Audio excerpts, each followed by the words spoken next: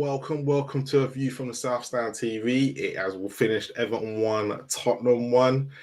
I've got two guests tonight. I'll bring them out in a minute, but it's been a typical Spurs performance. Not much has changed, but let me bring out the guest.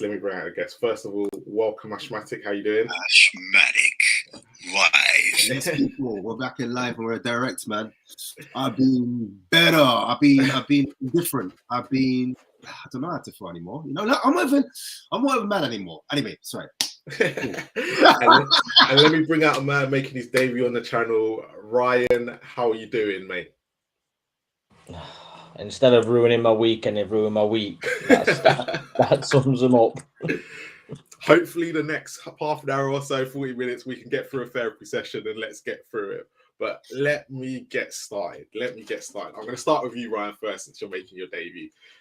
3 changes from when Conte's last game. Forrester got dropped to the bench. Perisic came in for the injured Ben Davis, and Kulu came in for Richarlison. When you saw that lineup, was you expecting a response in those? Let's talk about the first 15 minutes, because was you expecting the sort of response we kind of was expecting from this team, especially after Conte's comments? Yeah, they've got something to prove, haven't they? They've just been ripped by their ex-manager. You'd expect them to come out fighting. I mean, I still would have kept Forster in goal over Lloris. I wouldn't have brought Lloris back yet. I don't think Forster's done too much. Yeah, that Lloris has done this season already, but I would have kept him in. But I just look at it that we've just hired Conte Jr. We've sacked the man because we've been awful form. We want to fight for top 4. We want to play a different style of football. Yet we've hired his assistant, who has been with Conte for years now. He's going to play the same style of football. Yeah, that's what we've got to expect. I don't know why they've gone for Stellini. I still don't understand it. But there just seems to be no fight. I mean, and I know Kane scored tonight, but he looks like he's just counting the games down till he can negotiate a move out in the summer, which I can't blame him for. Son, who was awful under Conte, did no different tonight at all. Kulusevski did no different. There's nothing about this team that shows any type of fight. To say that we could have gone into third, and I know Newcastle and Man U have got 2 games in hand, but you'd have expected against this Everton team. This Everton side is awful. They are awful. Yeah. It's a championship side that we was playing tonight. They've got no striker, they've got no target man like a Sean Dyche team usually has. We should be going out there and absolutely walking away with the game. For, like say, first 15 minutes, I was hoping to see some sort of different style of play, a bit more press, a bit more movement, a bit more energetic football, but I saw absolutely nothing different than what I've seen this entire season. Ashmatic, same question to you. You obviously saw the starting lineup, 3 changes. Was you expecting a response? And what did you make of the first 15 minutes as well? The lineup I expected. I knew Lloris was going to be. He's our club captain, so they're not going to drop him. But I think it's unfair on Forster because on his performances, I think he should start the player that's on form. Anyway, so I wasn't too surprised about the start 11. I thought the start 11 pretty much picked itself because of the injuries. I think if we had a bit more choices, we would have been able to switch it up a little bit. So I think Stellini's hand was played there a little bit. The first 15 minutes. Responding to Conte's comments, I honestly thought that the players would respond to it. I thought that would get them, up for the fight a little bit. The first 15 minutes, I actually thought we played. I think that was our best spell in the game, in my opinion. Well, considering what we saw afterwards, yeah. Yeah. Like the first 15 minutes, we were moving the ball around really quickly. We were taking the ball from defense into attack with like 1 or 2 touches. And Eric Dyer was doing that kind of he was switching the play quite a lot. Mhm. You know, over to Perisic. Perisic was doing a lot of crosses into the box. I thought one cross that found Kane. Kane should have put it away. He had a good chance. Should have scored it. And then Porro on the other end, when Dyer switched it again. I think Dyer should. I mean, Porro should have done a lot better with that switch ball that Dyer switched into him. And I thought there was a few chances that even Kane had. Kane had a chance again, but he didn't put it away. I think it was cleared off the line by Keane. Or yeah, I think it was Keane that cleared off the line. I can't remember what it was. Yeah, we created a couple of chances, and I just felt Son, in my opinion, I just felt like Son in the hole, in between the lines, he was quite central, but every time he got the ball, he kind of went backwards, if that makes sense. Yeah. Wasn't really progressing the ball forward, and his decision making wasn't quick enough for me. Like he didn't know what to do. He didn't have the foresight to know what to do before he got the ball. So I didn't think he was kind of looking around his surroundings and then knowing what to do. His first touch as well kind of let him down sometimes, and that's what forced him to dribble backwards. He wasn't dribbling too much like how he used to in the loose possession, but he would pass backwards, dribble backwards sometimes. He was a little bit stronger on the ball in possession in that first 15 minutes, so I was happy with that. But then, yeah, he in that middle of the park, he just didn't provide enough going forwards. He didn't assist the front, Kulusevski or Kane, or he didn't bring enough players into the game when he was in that position. So I felt like he was a bit wasted in that area. And then when he did get his chance, it was offside, but you could tell he's lacking confidence because even though it was offside, I think he should have put it in the back of the net. He should have found that corner. Yeah. He hit it too close to Pickford. So, yeah, that first 15 or 20 minute spell that we had, I think we did well. And then I think Everton obviously had a momentum swing and they got back into it. But I don't think the chances they created were I don't know if they're worthy of talking about, if that makes sense. They didn't really create massive chances. I know like the Kure had a header that went over the bar, but I think that was a poor miss by him. I think that was their best chance, if I'm being honest. Obviously, they had a shot as well that was blocked by Dyer, but yeah, overall, that first half in isolation, I thought that we created probably the better openings, if that makes sense. But yeah, that was my first half analysis. So Ryan, quick question for you. It seemed like that Dyche, after those 15, 20 minutes, was like, hold on, Tottenham are getting too much of the ball here. And he kind of put some fight into Everton. And they just seem to be wanting it more. Like Ash might have said, they probably weren't creating the chances and weren't making Lloris work. But did you feel like they had more desire after that first 20 minutes to kind of want this game? Yeah, definitely. I mean, like Ash Mike said, they didn't create, apart from the Decore header. I can't really remember anything myself in the first. The problem is after the first 15 minutes, when we were on top, the problem is we allowed them to come back in to the game and dominate the ball. We sat back, and obviously, you know what Goodison Park's like when they're behind that team. That place is absolutely nuts for the football club. So they lift their team up as soon as Everton do something, whether it's win a corner, win a free day position, a shot on goal. That crowd goes absolutely mad. So what I think to just crumble under the pressure of the crowd or our team, and we just allow team to dominate. And like Ash Mike said, they weren't doing anything to trouble a significant save Lloris had to make at all. I think he had a couple from Onana that was straight at him.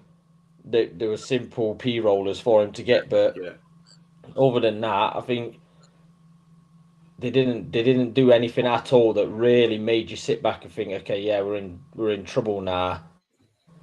We know what Sean Dyche's team is like. Like I say, Dwight McNeil tracking back Porro. I think that the second Perisic cross in that Dwight McNeil got back to before Pedro Porro on the back post. That's what his teams do for him. They fight for him.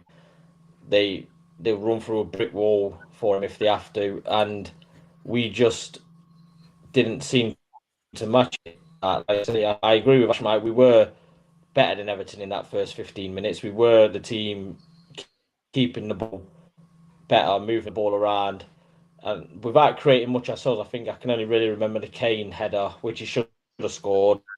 Like, so that's a Harry Kane chance, if any. But we just allowed him back into it, and once Dyche sees his teams back into it, he's not going to let them off. He's going to keep barking orders at his Everton team, and they're going to respond. Rad's going to respond, and as usual this season, we just had no response for it. So, Ashmite, second half. Yeah. We kick off. We've probably been a bit of a mediocre. Everyone really haven't created much. Dyer makes a mistake within 30 seconds of being in that second half. Did that kind of sum up where we were going to go in that second half? Yeah, I mean, yeah. For me, like, it's all about it's a catalogue of errors for Spurs, because you know with Spurs they will always let you into the game. Yeah. And defensively, that's where our mistakes happen a lot of the time. So whether it be our back five or even the four in front of the five, they tend to not defend well or defend the spaces. And I was watching a video on Dyche, and he was on the coach's voice, and he was on high performance as well. And both of them, he talks about the yards. People know me for 4-4-2 or 4-5-1, blah, blah, blah. But you know, when you move the formation around, there's not much difference between it. You know, it's just a couple of yards. If you could, I think he's a bit more up north than that. My version, yeah. I don't watch the accent. But yeah, basically, he was saying like, right, if you drop a man a couple of yards this way and you drop a couple of man that way, then the formation changes. And that's what I noticed. A lot of the time, like, I'd see our midfielder, they were a little bit late to the scene, or defense, the yards was a bit, 2 meters off to the left or to the right, or we could have pushed a bit closer to them and we were acting a little bit slower. And also in football, you need to win those second balls. And basically with their midfielders, their tenacity in their fight, they were always going to win the second balls. They're always going to win those distances when it comes to winning those midfield battles. And the three in midfield they had in Idris, Ghana, and Decore, and the youngster, the 21-year-old Onana. Those three were very busy. And then you had also Iwobi was playing amazing. He was playing really well. Kept doing Perisic on the one-on-ones. Also, you had the striker, which is great, but he's not really a striker, he's a winger. And you often saw him in those wide positions, and they were giving us problems down the right-hand side. And they were often able to switch the ball out as well. And when they switched the ball as well, they caused us a lot of problems. And I felt like when we were causing a lot of our own problems, when we were trying to play out from the back, and you could just see it wasn't working, and we just kept inviting on the press because that was their plan. They're like, as soon as it gets to Sonny, I want 2 of you on him. I want you on the north side and one on the south side.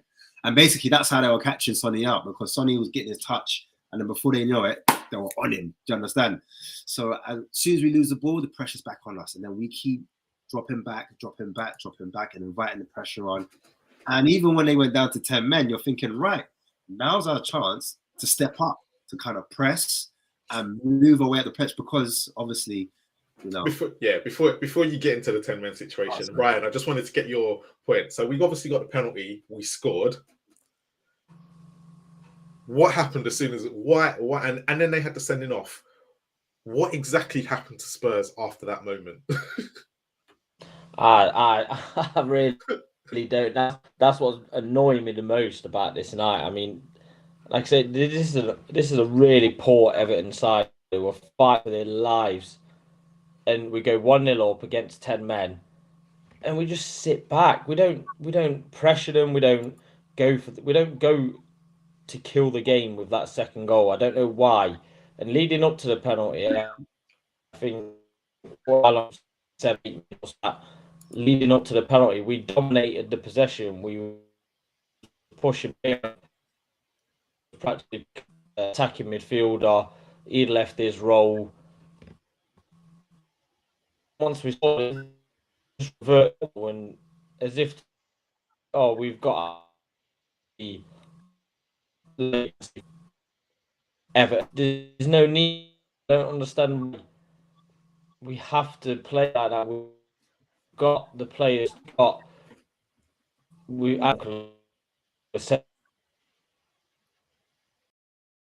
still there's his reception gone. Ryan, I think your reception's really going. You'll keep cutting in and out there. I got the gist of it. He's basically saying we've got the attacking players for it. Why are we conceding so much possession? Yeah. I think that's what he's trying to say. Exactly that. Yeah, exactly that. Summed up perfectly.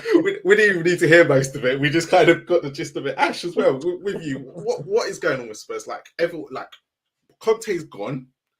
Yeah. We were told that the players, were playing under shackles under Conte. Okay, yes, it's the same formation, it's the same thing, but actually now they're a bit more free, as we saw against Man City and in the games that he weren't there for. So, but yet we still see the same performance, the same desire. He sit there and called them out in a press conference, and we still saw exactly the same. What's going on? Is it the players? Is it the board? Is it the management? Is it everyone's got to get a slice of this pie now? It's not just one person. We try, the one person's been blamed for it and he's lost his job. Where do we go from here? It's a hard one. I mean, it's not a hard one, but it's a hard one in my opinion, because just on the performance alone, and looking at who was in the stadium, who was on the pitch, the players take a huge proportion of that blame, in my opinion.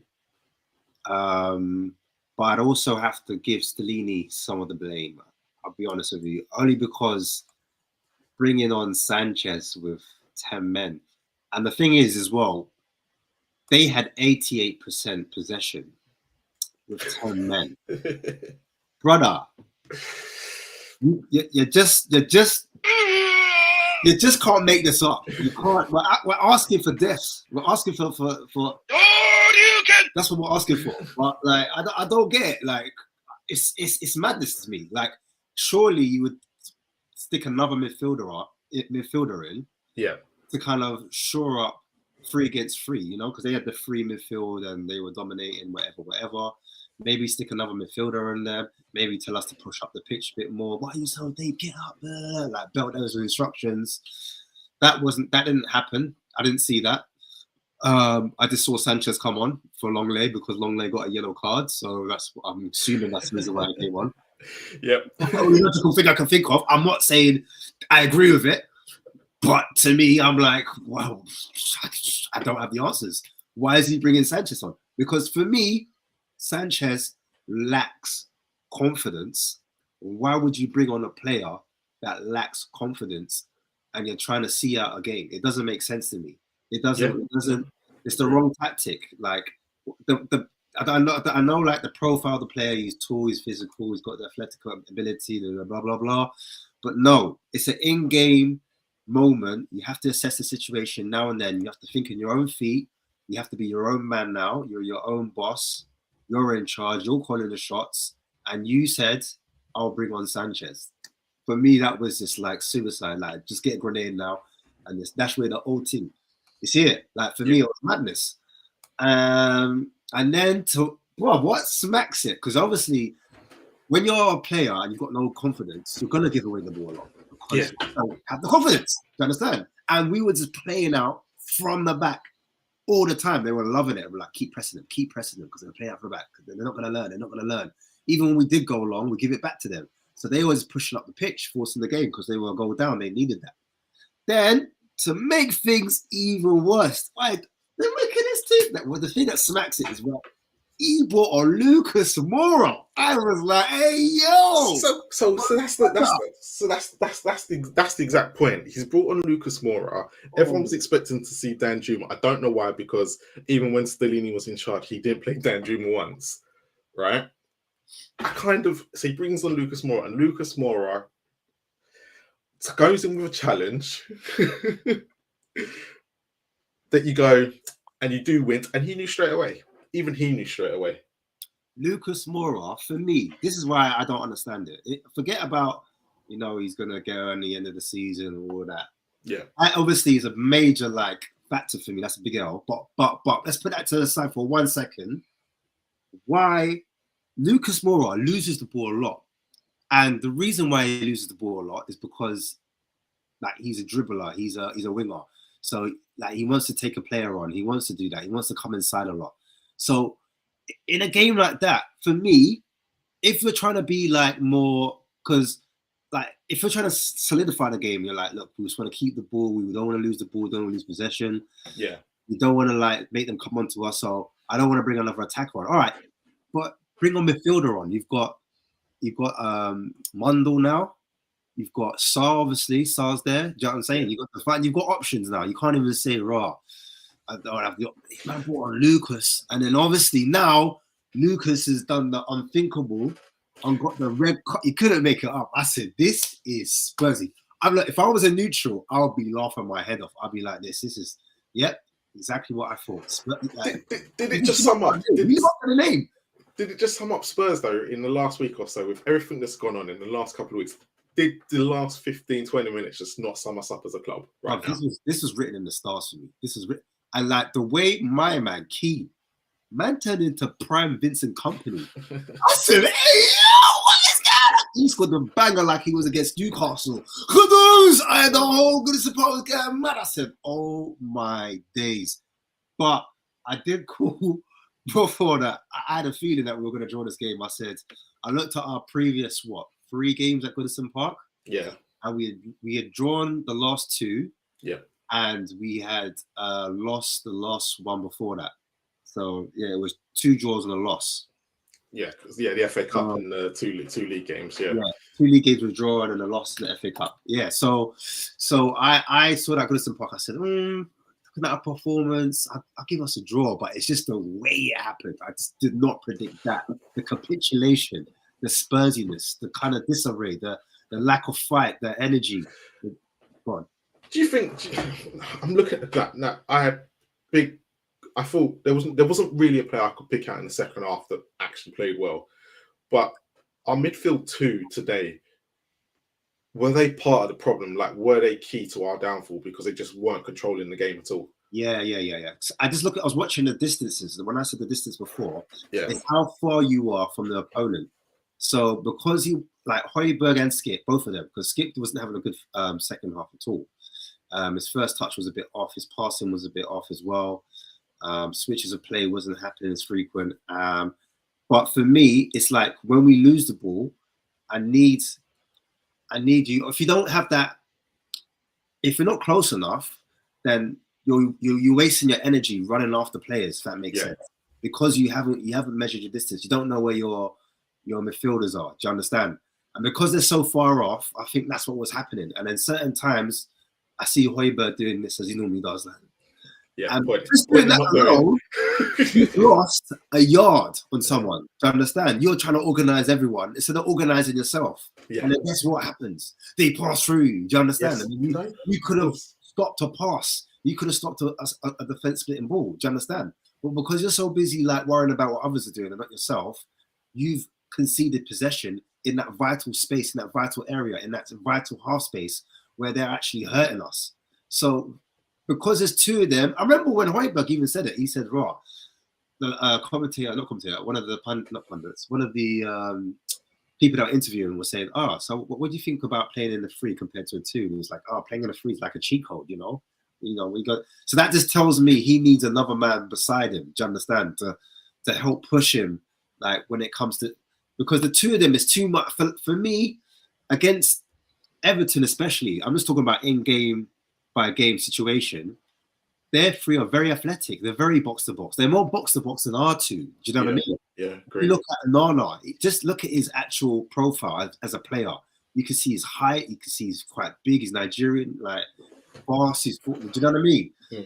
Compare it to Skip. Do you know what I'm saying? But then you've got on the other side, the Kore, another unit, tall as well, quite long-legged, reminds me of Sissoko, but like a central, like what Sissoko should have been more of. Then you've got Idris Ghana there. He's like a little, I don't know what to call it, he's like a little enforcer himself, but he gets up and down, up and down. He sometimes ends up in the box. And he had a shot that went way over. Obviously, it wasn't really good, but they were getting shots off. Between the three of them, all three of them were getting shots off before even the Corey got sent off. They were making a difference, and that's the reason why Everton were getting into the game a lot. And I felt like they was really switching the play really well. They were getting into those half spaces and switching the play, and we just couldn't handle that. And I think sometimes you need to stop it at source. You need to stop those crosses from going from left to right. No, I agree. Do you know what I mean? And that's what was hurting us, and that's why we're dropping off every time. Do you understand? In my opinion, humbly. So let's talk about all the Conte outers at the moment, right? I'm going to throw a question to you. Yeah. Is tonight what they deserved for calling him out, saying he needs to get out of the club, right? No, not knowing, yeah. As with the Levy out, right? A lot of us get asked, hold on, but you don't know who's coming in. Why are you going to call out someone who's not coming in? So Conte, no one knew who was going to come in.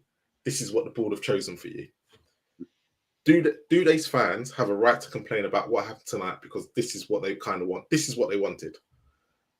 Every fan has a right, of course, but they basically got their dinner served to them, hot and piping. Like they got the taste of their own medicine. Is actually they got Conte tactics with him in Italy chilling with a glass of rosé plush. Moretti. And he's like, justice, this thing's so sweet. You know what I mean? That's literally what happened. I was like proper in the mud. Like literally, there's no better term for what just happened, because like literally like Spurs fans wanted him out. He gone out, but guess what? He's still here in some shape or form. He's still here! without his motivational speak. Exactly. So it's hilarious. It was funny just to watch it all unfold as well, in that context. But obviously, like when we were losing, it was emotional because like when we scored the penalty, I was like, you know what kills me as a Spurs fan? It's that hope. They always do it to us. They always give us that glimmer of hope. You see, if we didn't go 1-0 up, I would have been calm. I'd have been like, yeah, it's cool, whatever. Do you know what I'm saying? But it's the fact that we went 1-0 up and we went third. Just like in Southampton, we were 3-1 up, we went third. And then it went even better because they got a man sent off. I think that's what got me. Like, I was like, yeah, cool. But then you could just see it happening because they kept getting the ball. We kept sitting off. We kept losing possession. And it was like, oh, it's coming. I know it's like, 5 more minutes. 5 minutes. 5 minutes. Oh, that's what we could do it. 5 more minutes. No, we can't. Oh, my days, keen. Oh, my. You know what? We could have ended up losing it. It felt like a loss. To be honest, even if it would 1-0, it would have still felt like a loss. Yeah, facts. I felt defeated at 1-0. Yeah. How was that possible? At 1-0, I felt defeated. I'm pretty sure those players felt that as well. Do you understand? Yeah. I'm pretty sure that's what they were feeling. And also, I think like because it's happened before, they were panicking. They were getting nervous. Like sometimes when you're under pressure, you need to just be calm, be cool, and just do the basics well. That man are doing twisting left, twisting right. I see Skip twisting left, twisting right. I'm like, just pass the ball, get rid of it. There's certain times when we're playing out the back because Skip was free. They're not passing it to Skip. They're taking extra touches. Why? Do you understand? It just didn't make no sense to me. Like, when you're playing out from the back, one touch, please, yeah, and play out. Just go to the fullback, from the fullback into the centre back, and then you skip the spare man. Use him. I know they want to press the fullbacks, the wing backs. That's their tactic. Skip spare, use him, but don't diddle daddle on it. Don't play out from the back, and then when we didn't play out from the back, like I said, it went long. But anyway, I'm talking too much. Sorry. You at home, I apologize. Harry has. Let's talk to you first. You just literally just come on. I would sound we're- surprised. I would sound surprised, but Yeah. I'm not. So We're- it's the same we're- old shit, really. We're at the bit where we get a penalty, we go 1-0 up, we go to 10 men, but yet we somehow manage to make things look worse. But I'm telling you, why are you surprised? I don't know why you're surprised. I thought we'd lose the game 1-0. So I was surprised when they went down to 10 men. I was like, that's the only chance we have to win this game now. And we got the penalty. Apparently not. and even when we got the penalty, we went 1-0 up. They played better than us, even with 10 men. Like, honestly, when you look at like their back line, for example, like Michael Keane, Tarkowski, they're getting our team any day of the week. Like, I don't care what anyone says. Eric Dyer is a fucking shit show. But like for me, I don't call out Romero. Romero, man, he like, you know what it is? Since he's won the World Cup, he's got this like arrogance with him. Like, because he knows he's better than obviously like the players around him. But it's almost like he doesn't care. Like, he's too relaxed when he's on the ball. He doesn't give a shit. I don't think he gives a shit. And then obviously you got Longley's shit. Sanchez comes on, which was, I mean, let's be honest, we didn't have anyone else to bring on, but he's like bloody awful. And I mean, Perisic, can't be said about him. Porro is almost like he started off well with us, but now because he's surrounded by so many bad players in that back line, he's turning bad. Like today, I thought like Højbjerg was, I think he made more passes to Everton players than he did to Tottenham players today. I noticed. I think the man next to him could be in that bracket too. I know, but it's like I don't know why people were expecting something different. Stellini is Conte's right hand man anyway, so my question is the same thing. So my question to Ashmak earlier was, right. So anyone who was Conte out, was this expected of, was this expected, right? Can they really moan what happened tonight when the board, right, and everyone has put the number 2 in charge and just given you Conte tactics part 2? But also with Stellini, he even said in his pre-match that things won't be that much different. We'll still use the same similar approach. So why were people expecting something different? It just baffles me. Like, even his coaches stayed as well. So unless we brought in someone like Harry Redknapp for 10 games or someone like that, I don't know. Harry Redknapp's first name came off the top of my head.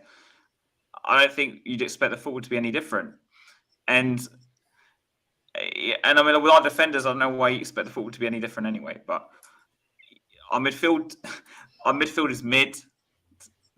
Excuse the pun, is mid with Højbjerg and Skip. And you've got defences is basically just a League 2 defence. And Lloris is finished. Like, I was pissed off that Forster didn't play today. I wanted Forster to keep his place.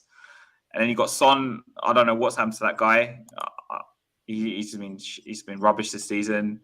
Kulusevski today overplayed it so much. I don't think he looks interested either, to be honest. And Kane, he's got his penalty, but I think he wants to go too. I don't think he wants to stay. Why would you stay? Why would you stay? Fellow Haas. let's I can see you that you're there fuming on the side. Go on. I got no more hair to lose. So what more can I lose? The beard? That's next to go. The beard is next to go. I don't know where I'm at with this club at the moment, honestly. Nothing shocks me. How can you put in 2 same performances, Southampton and Everton, back to back? How does that happen? I don't get it. Quick question, because actually, I just want to go back on what TSHFC fan said in the last bit here, right? He said we need to show an attack philosophy, right? Can these players expect to see an attacking philosophy when they've just brought in Conte's number 2 for a start? They've sacked a man and not had any plan on foresight into what they're going to do next, right? So why did anybody expect us to go out there and attack today? Like, even when they went down to 10 men, he's brought on Sanchez. Now, I remember a couple of weeks ago when Conte did the exact same thing. Everyone was pissed. Everyone was absolutely going into one. But yeah, it's happened again tonight. and we're stuck in the same situation. So, as a club right now, where does all this, are the players, the players can attack, but if they can't put a pass together, what are we expecting? Who do we put out there? Look, you look at our bench tonight, you look at our starting, you look at everything. What players were going to make a difference anyway? Everyone's moaning about Lucas and Danjuma, but has Danjuma shown enough in the games that he has played that he could come on and make a change anyway? Yeah, but has he got any minutes though? I'm not saying he should come on. Yeah. Like you're saying, has he shown enough? What is it? Has he played a 90-minute game? Has he played half of 90 minutes? No, he hasn't. He's come on little dribs and drabs. Listen, we don't know what goes on behind the scenes, right? Whether, we don't know what's going on with Danjuma and everything else, why he's not getting minutes, this, that, and the other. Conte is not there now, and he's still not getting minutes, so we don't know what's going on. Honestly, I don't know. The fact of the matter is, when you're a man up, the opposition has 10 men, you don't fold and go all defensive. Yeah, you go and grab that second goal, put them under pressure. You can throw another, you throw another one up top if you wanted to, and put them put them under pressure instead of inviting the pressure. So I don't get it, and just THFC fan as well. I don't know what you're on about. You support I'm leaving. confused. I don't know what you're talking about. Whatever, man. You go and support leaving. If you think we're in a good position, then I think you need your eyes checking out as well. You think Dyer's good? I don't even know what you're saying. But yeah, no, I just think it's appalling. It's appalling. Conte called it during his press conference. He said these players, they don't show any heart, no desire, no passion. They don't play under stress. He was absolutely right. He you know what? Do you know what I'm thinking? Yeah, these next set of games is going to further cement what Conte was saying about these players. Every game that goes by, these fans, and I'm not blaming the fans whatsoever, but these people who think Conte was the problem, they will see what he was on about during that press conference. Okay. Because no matter who comes in under these players, they'll throw the manager under the bus. Okay? People are going to say, Stellini, he's an extension of Conte, this, that, and the other. Well, there was people saying, and including myself as well, but players... Throw yourself underneath the bus, Has. No, I will, because I'm not afraid to say it, yeah? I was saying, right, these players somehow look more comfortable under Stellini for some reason, because he was like, when he won like 4 games or whatever it was. But I was wrong. Should I tell you what the problem is? Like, because I'm only talking about like what I've heard. I don't call it ITK or anything, but I heard before. This is before Conte was sat that Stellini was like, say, like the players like Stellini, right? But maybe because Stellini treat them like too nice, if that makes sense. Like I see the good cop, bad cop thing. So Conte would like go in hard on them, let's say, right? And then Stellini would maybe be the guy to like speak nice to them. Because he's been like that, right? It's like complete opposites. So they don't respond to people being really like harsh and honest to them, like Conte and Mourinho, for example. But then you get the really, really 2 nice people like Stellini, who, to me, I watched him on the touchline today. He looked like a rabbit in headlights, and he didn't know what he was. He didn't have a clue what he was doing. Listen, to me, and it's like so. Like for me, they're just taking advantage of him being too nice. Like I didn't see him shouting at the players as much as Conte was. We've put a guy who's never been in charge of a team. He's always been like assistant or whatever. Yeah. We've put a guy who's never ever been in charge of a top club or a team, apart from a refugee team he was talking about in his press conference. Yeah, I read that. Yeah, and we put him in charge with Mason as his assistant. Like, if that's not on Levy, okay, then what is? Then what is? I know people are going to say to me, it's hard to find a manager. It's hard to find a manager that, is going to come in, this, that, and the other. Well, blimey, do you know what? You decided to sack Conte, took 2 weeks to announce it and everything else. Why didn't you get a team of people on it, throw that net out far and wide and get someone in at least to bring in for the last few games to get that manager bounce or try and implement a different system to accommodate the players. That's why I suggested something like Harry Redknapp. Just try something Look, different. I don't know. Look, Harry's past it. Okay, he talks about coming back and stuff. He's not coming back into football. Quick question Let though. alone Quick question, and I want to bring Well, Ash in Hodgson now. did, so that's not really. Let me just throw this one out to you. You say bring in a manager, right? Temporary. But I'm going to throw this one at Ash. Do you think Levy has burnt his bridges with even ex-managers to the reason why no one will come and help in this situation? Well, I just want to answer Hass's question real quick. Yeah. Go on. Basically, with Stellini, I think the reason why he was put in charge was because Paratici was still there. So Paratici basically said, like, top 4, we can still get it with 10 games left. I don't want Mason in charge. I don't want to risk it. So let's Like at they least did last time. Yeah, exactly, like they did last time. At least keep the staff and keep Stellini in there, and then at least we can. If we change too much, it's going to be too much change too soon, and we're not going to be able to get the result we need. And I think that was Paratici's call. But then obviously he's made the call, and then a few days later, Paratici's been found to be nonsense up the box, and yeah, he's got done for from FIFA, innit? But yeah, all right. So you're saying about what? Finding a new coach. The thing is, to find a new coach was really hard because the way Conte left it, he didn't leave it so someone could really walk into it, if that makes sense. He kind of just said to everyone, this club is fucking shit. Yeah, basically, yeah. No manager. I'm telling you, all the managers, he probably got on his phone. Hey, yo, listen, if you're thinking about coming to Tottenham, do not go. Look, Mourinho, the greatest, couldn't do it. I couldn't do it. What makes you think you could do it? Like, on his phone, like, do you understand? The way he said, like, it doesn't matter what manager comes in, like, these players, they can't do it. They don't like the stress, they don't like the pressure, you know?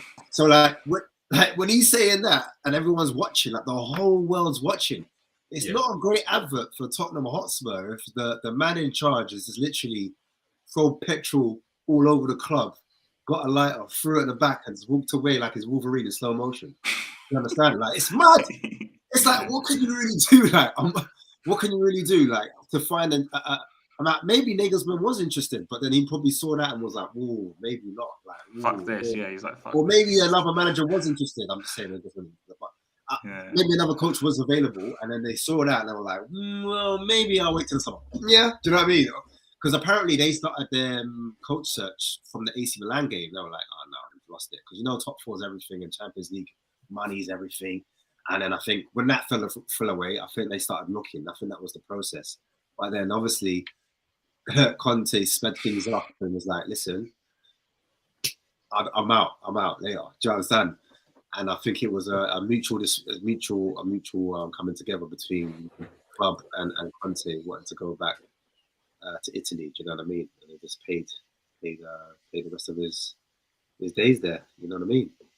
But I think with the situation, I would have preferred to give Mason the go. It's controversial, right?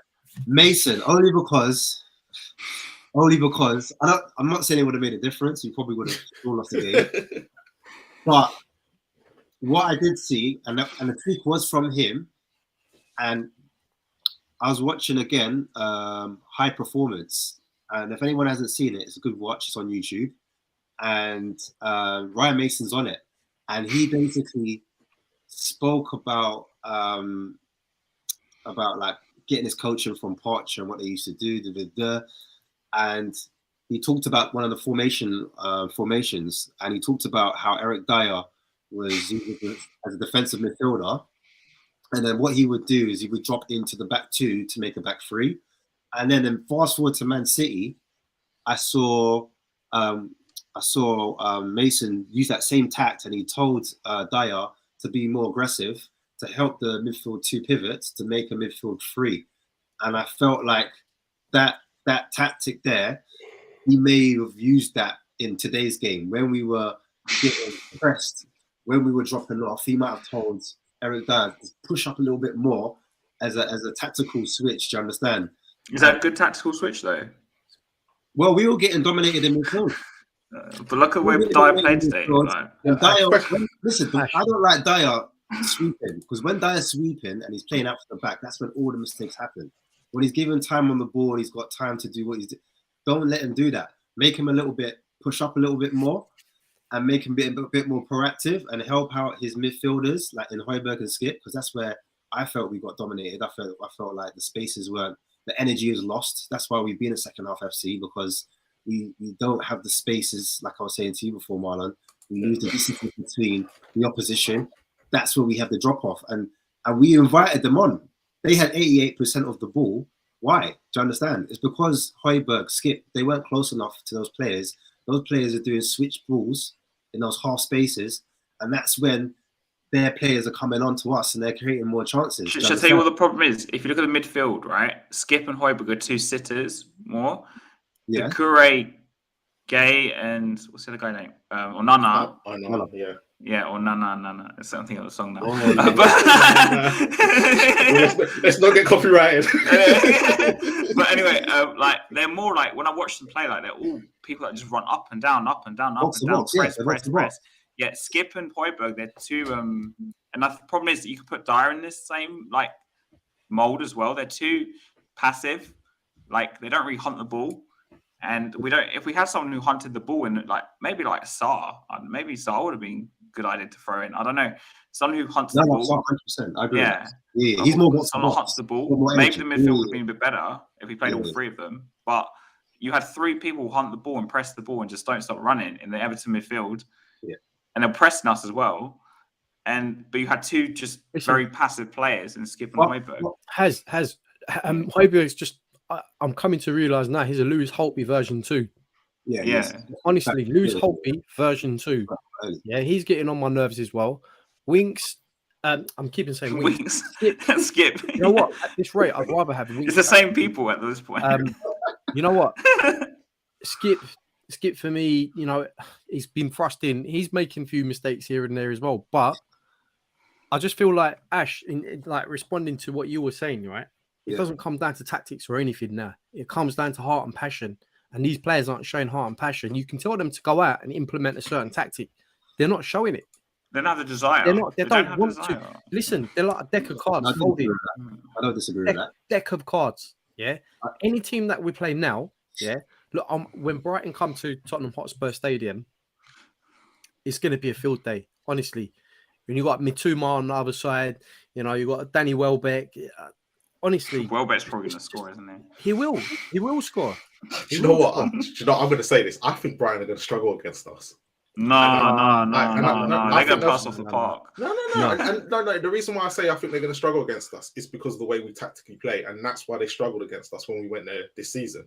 Because De Zerbi plays a certain way, and after watching them the other day against Brentford, that our way will literally stifle them. Yeah, unfortunately. It will, and no matter what way De Zerbi plays, I think he will still try it, and I think we will go out, play this 3-4-3, and because of the way we're defensive, I think we might actually get a result against Brighton, and that's me being honest. I watched Brighton. I did watch the 90 minutes against Brentford, and I was like, Brentford were too open for them, so they literally did pick them off. And when you see them against other top 5 sides this season, they've been exactly the same. They just don't have the quality at the moment to pick them sides off, and unfortunately I think we're in that bracket where I think we will get, it'll be 1 or 2-0. There'll be no pressure on them as well. Let's be honest, this is going to be Spurs with no pressure, so they'll probably get the result. There's no pressure because they're not going to be expected to be getting into third like they were today.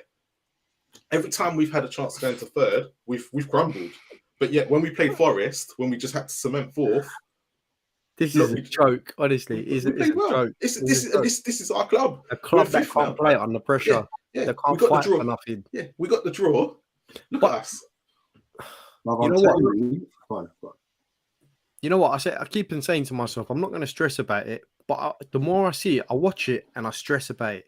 Last week I was saying, do you know what? I don't care if we get top 4. And I still don't care. But deep down, it's deep down. We all want Spurs to win, but it's the case of we get to a point where we're going. Consequence, we get top 4, and then that just fuels Levy. I want them to win, right? But when I'm watching the game and seeing what I'm seeing, right, the capitulation, you're in the group. I called it like 10 minutes beforehand. I said they're going to capitulate, and they did. But when you witness it and when you see it, yeah, you It's can't totally help different, but be isn't pissed it? off. Yeah. You can't help it. Like, I don't care. I don't care from now on whether we get 4th, 5th, 3rd, 4th. I don't, honestly, it don't matter. These players are the problem as far as I'm concerned. Conte called it at. All these fans that said, Conte, he's got to go. He can't be calling out the players like that. He can't be calling out the club. Yeah, well, he was talking facts. The man was talking facts. And he's going to be proven right over the next 4 or 5 games. Just like Mourinho was proven right, just like all these other managers who said stuff about these players were proven right. Like, obviously, Conte was more explicit, yeah, but Mourinho said it too, like 2 years ago. But they all said it. They all Yeah, said it. how does people not realize what's going on? Like, the same players have been here for the past. I don't get like how people can back Levy with all the footballing decisions that they've made over the last 3-4 seasons, right? Especially this season, is shocking. The decisions that they've made is shocking. Yeah, no other football club would take that from a chairman. All right, we've had the pleasure of this chairman for 23 years now. Over to you, Mr. Box Office. Pleasure. Over to you, Mr. Box Office. Go on. Pleasure. Pleasure. I've said what I've got to say. Alex, welcome. Your feelings right now. How are you feeling? How are you feeling after today's game? Any different? You know what? I was actually watching a film because I honestly I couldn't be asked for this. I couldn't be asked for this, like, because I mean, I'm told by the masses. Oh, Alex, you need to be a bit open-minded. Be open-minded because the players are going to be let loose because Conte's not in the building anymore, and Stellini's going to give them a breath of fresh air. Really breath of fresh air. It's an audition for next season, I was told. Audition for Virgil van Dijk, yeah? Because he's not proved himself the last 8 years, like they said. You know what I mean? So he needs another audition.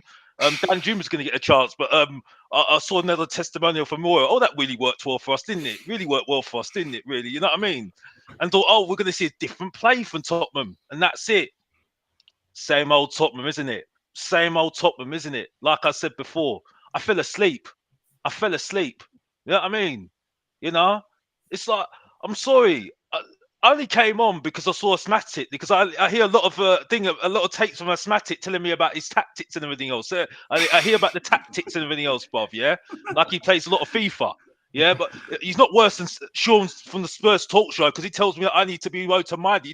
He tells me I talk a load of nonsense. Look at that. Sean's getting muddied tonight.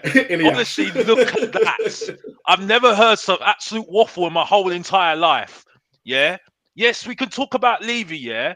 But I'm sorry, some of these players need to go. I've had enough of them. Yeah. I don't blame Kane. Now, Kane needs to leave. I'm sticking by what I say because everyone gets a bit hurt when I say that Kane's a loser. Well, that's why.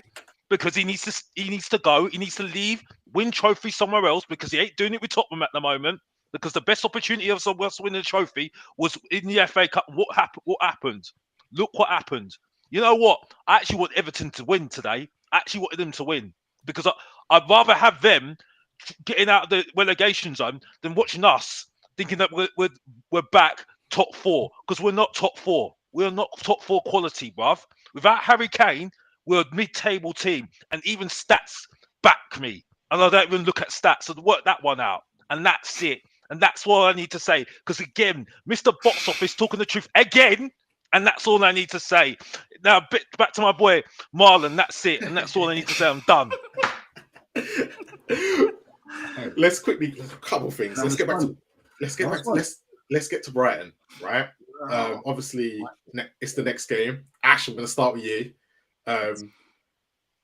We obviously got Brighton this weekend. After what you saw tonight, right? And I don't know if you was in agreement with me earlier.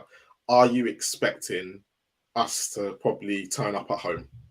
Well, before the game started, I called 1-1 against Everton. I expected us to do the 1-1 draw. And I said, typical Spursy will beat Brighton. That's typical. Things always go like south. They always go south. And then we end up winning the games that we're not meant to win. I looked at Man United. Man United were poor against Newcastle. I bet we do United or something dumb like that. Do you understand? And we lose against Bournemouth. Games we think we're gonna win, we lose, and games we're not meant to win, we win. Like that's just the Spursy way. But yeah, I can see us getting a result, but at the same time, the way the players are at the moment, like their confidence, it's you know what, it shouldn't affect the players, but I honestly think all the noise outside of it, all the fans as well, the energy, sometimes it can sap the players, and I do feel like that could be a factor in the Brighton game. So depending how much the Spurs fans get behind the lads on that day, who knows what could happen. But yeah, it's mad, it's mad. I can't even lie to you. Like the whole Stellini with the whole, like I said to you before, Sanchez coming on was a madness to me. Do you understand? And we can say, oh, you know, like we thought this is Spursy and the players. And blah, blah, blah. If I look at the formation right now with Spurs, and we blame the players because it's always the players that throw the manager on the bus. Harry Kane, Heung-Min Son, and who else? Kulusevski. No, Eric Dyer and Reese. They played for Poch, and they played for Poch. So since then, you've got Mourinho. Mourinho came in and he brought in Højbjerg. Højbjerg's the only one that stayed from Mourinho. Højbjerg. I think, Yeah, Højbjerg's the only one that stayed from Mourinho. But I'm saying, you know, we were saying it's the players that throw the managers under the bus. But I see Romero, Longley, Porro, Perisic, Kulusevski. There's quite a few new players that are there. So I don't know what. But to see the four players, the players that we hear on the potch, that what you've mentioned, are they not the core group of players that are probably core to the team? Can you blame Kane? It's a bit mad still. Like Dyer, Lloris has passed it, but it's mad because Stellini put Lloris back in, and Lloris is the captain. That makes it even worse. So that's what makes it. But do you think there's something in his contract that he has to play or something? I don't know what to say. It's crazy to me. Like, do you think there's something in his contract that he has to play? What Lloris? You reckon Lloris? Yeah. I think maybe because he's the captain. Like he's the club. Like for me, Forster should have started. It didn't make. Yeah, I wanted Forster to start. I even commented on Spurs official replying saying Forster should have played before the game started. But for me, Sanchez, and then following it up, you brought on Lucas. Are you nuts, brother? Like I just don't understand. The in-game management was just nuts. I just don't get it. Like you want to see out the game. They had 88% possession. Sorry, I had to go back to that part, but they had more of the ball than we did. Why not bring another midfielder on? Bring match their three with R3. And when you do that, you've got Sarr. Sarr's got legs on him. He's got energy. He's young. And we always fall off against teams in the second half. And so why not? The reason is because we got the two in the middle and they start to switch off a bit. It's not even always an energy thing. They just switch off a bit. And when you switch off a bit, those yards start to open up. And when those yards open up, you don't press your defender as well. You're not getting out to him as quick. And then they're able to cross the ball into the half space. They're able to put that defense splitting ball. And that's what happened. And that's the reason why they had so much possession, because they were winning the midfield battles. They were winning the second balls. And we're not doing it because we've only got two, Højbjerg and Skip. What are you saying, Ash? What are you saying, Ash? If they had 11 men, would have lost the game. No. I'm saying I'm just saying it now. I'm just saying it. If they had 11 men, would have lost that game. I think we would have.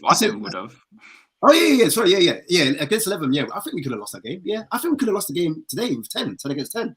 I don't think Skip's good enough. I don't think Højbjerg's good enough. He's average. Alex, he's average. It's not Højbjerg, it's Holtby. Lewis Holtby. Oh yeah, I don't think Højbjerg's good enough. I don't think Højbjerg's good enough. I've been calling it. He's not good enough. And Skip, I'm sorry, overrated. Everyone's overrating him as well. By the way, THFC fan. By the way, I am a real fan. By the way, because I go to games every single week. By the way, I'm not going this week, you know, because I can't be asked anymore. But I pay my money, so I'm a real fan. Thank you very much. And they try a little bit more better than that, you know what I mean? Mr. Box Office every single time, like I said, every single time, you know what I mean? Like, but you know, no, I'm sorry. Listen, I'm not. Listen, I give it to Asthmatic, yeah, because at least you got a little bit of balls about yourself to give what you need to say, and that's it, yeah. But at the same time, I'm straight up. I'm sorry, it's crap. It's just crap. You know what I mean? I'm sorry. You know, until this club sort the identity out of this club, what we want to do, we've got no chance. No chance. I told you this stinks. Absolutely stinks. Stellini coming in. I said it on my channel, Mr. Box Office TV. If you really want to know, you know what I mean. Mason coming in. I said I could see through it straight away. I could see through it straight away. I said, well, you should get a manager in, because I said, mate, they're going to get some players are going to have some good 10 games or 9 games now, and they're going to give them new contracts or buy them. They're even trying to get Lanley in. I mean, come on. Lanley is absolutely you know, we're average. dealing with James Maddison. I'm sorry. Don't get me wrong, I love Maddison, but like they're trying to sign players before we even have a manager. Well, I'm not saying it don't work. It Yeah. stinks. It absolutely stinks. Wait, why did Longley come off tonight? Why did Longley come off? he was booked, I think. He was wasn't booked and he was worried about him getting sent off. Yeah. Really? Really? I don't care. You keep Sanchez on. You keep Sanchez off that pitch. This is what I'm talking about. This is the fundamental flaws. This is the in-game management I'm talking about. But going back to Alex's question, I personally think when Conte had that press conference, literally he was like, "Fuck you, Tottenham!" Like literally, he said, "Tottenham was shit." He was like, "Listen, no manager can work here. I'm phoning up all my boys, every man I've ever worked with. I'm phoning them and telling them not to come here," because that's how he left it. He literally said, no one can manage it. They don't have the desire. They don't have the pressure. They don't like the pressure. That's what he was saying. So that's why it happens. I agree with you there. To me personally, like This is Conte tonight. Yeah. This is Conte. Yeah. Is that real? No, that's when he was at Chelsea. You can tell by the guys in the background. It's the Chelsea translator. Yeah. No, he's definitely got a rosé or something in his hand. You get me? Listen, He's chilling, man. I wanted Conte out, but honestly, everything he said that time was absolutely spot on. So Alex, got a question for you. No, I've got a question for you because you might have missed it earlier, right? So you were a Conte out, right? Yeah. If you wanted Conte out, is tonight not what you deserved? Well, yeah, but at the same time, Conte. It's not a dig. It's not a dig. It's no. I understand where you're coming from. I understand where you're coming from. But I said on many occasions, I said, because I could figure out he's not getting what he wants. He's not happy. I said, just walk. Do us a favor and walk, because that will send up a message. Yeah, he didn't walk, and he wasn't doing himself any favors. Yeah, what he said was absolutely spot on. Yeah. It was done after that because the players weren't going to play for him. But the fact is, the players are absolute bottlers anyway, because these are the same players that threw Pochettino under the bus, and now they want Pochettino back. So that just sums up what the players are all about, as far as I'm concerned. I was livid when I heard that, literally livid, because I said we should never have sacked that guy. But that's another story, yeah. But the only reason why I said it is because we need to move on. We need to move on and find somebody else that is gonna, doing a long-term project, because this team's done. This team is absolutely done. I'm putting it out there right now because Harry Kane needs to leave in the summer. These players are going to get us relegated. That's why I said we need someone like Sean Dyche to get us That's relegated. why we put someone like Sean Dyche to come in. Listen, yeah, for real. No, I don't think I'm not joking. I'm not We're joking. not that bad. I don't look like it, but we're not that bad. Big dash in. I listen. Kane, if he didn't score that penalty, we lose that game. Imagine that. It's true.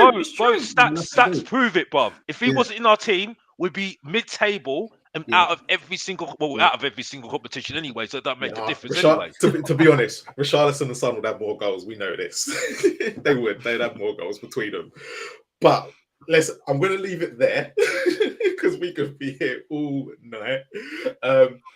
I just want to quickly answer something from THFC fan. We're not going to answer the questions about the managers tonight because Ash, me and you're going to do something this week about the managers, aren't we?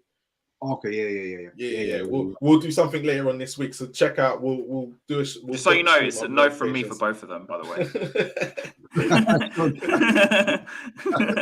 And other Hass, if you're around, you can come on and jump on as well. We'll do something about the managers later on this week. Mr. Box Office, as always, thank you for coming on. Been an absolute pleasure. And you will be on again. Harry has, as always, thank you for coming to Rad. Next time you're on.